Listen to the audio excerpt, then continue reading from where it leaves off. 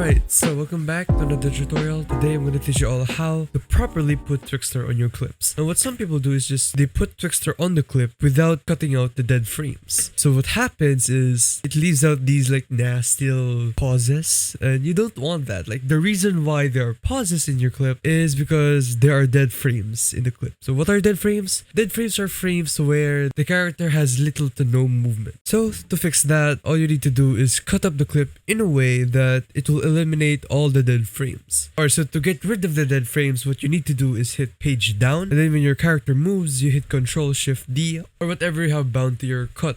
So mine is bound to X because it's a lot easier to hit X. And then you just keep going frame by frame, checking if your character moves like so. Okay, so I'll just speed up the process so you can still see it, but will save a lot of time. Oh, and one more thing, if the scene moves but your character doesn't move like this, as you can see, the scene moves a little bit to the right, but our character herself doesn't move, that is still a dead frame, okay? So she needs to move like so. So if the frame moves like this and she's not moving, then that's still a dead frame. But this is not a dead frame. Okay, let's speed up the clip.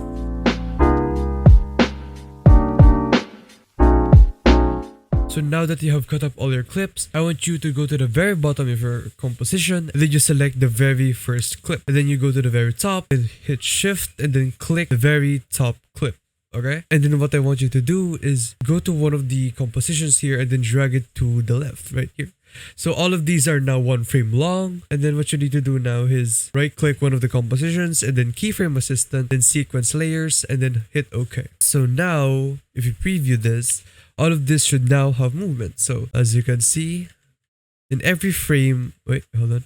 Okay, so this frame is just the scene moving, but she didn't really move, so just delete that, and then just drag that back in. Okay. This is why it's important to preview the cuts first before going to the next step, because sometimes we've mistaken a scene moving to the actual character moving. So it all seems good. Alright, so hit Ctrl A and then Ctrl Shift C. And then I'm just gonna name this Twixtor so that we're a little bit organized. Then now we add, oh by the way, I'm using FX Console from Video Copilot, so it's a lot easier to put in FX art. Anyways, so we add in our Twixtor, so we add Twixtor Pro, and then uncheck in FPS is out FPS, and then make this 30 because 29.970 is already close. Very close to 30. And then image prep will be contrast edged hands, and then make warping to forward, and then go to the main background layer settings, put this to 100 like so, and then keyframe the speed right here, then go down one frame, and then make sure this speed matches with the frame rate up here.